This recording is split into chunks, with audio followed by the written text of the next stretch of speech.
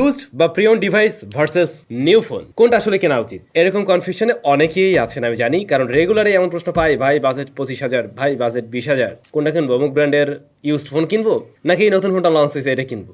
কেন মানুষজন used phone কিনছে, কেন আপনি কিনবেন? এই প্রশ্নের যদি উত্তর দিতে যাই সেক্ষেত্রে তিনটা বিষয় আসে।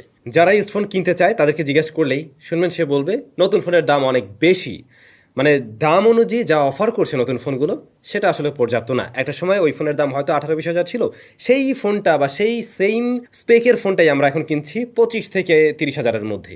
দ্বিতীয়ত হলো কম দামে আমি শক্তিশালী কিছু পেয়ে যাচ্ছি সেকেন্ড হ্যান্ড বা প্রি ওন্ড বা ইউজড ফোনে। আর তৃতীয় নাম্বার হলো ভাই সবাই তো এই মুহূর্তে কেনে, আমি এই জন্য কিনলাম, এই জন্য আমি কিনতে চাই। এই যে 3 নাম্বার পয়েন্টটা, এটা আগেই বাদ দিবেন। মানে সবাই কিনলো দেখে আপনাকে ওটা কিনতে হবে এমন না। কাউকে দেখে আপনার আসলে ইন্সপায়ার হওয়ার প্রয়োজন নেই। আপনি নিজে আগে বুঝুন আপনার জন্য আসলে কোনটা কেনা উচিত, আসলে কি ইউজড ফোন কেনা উচিত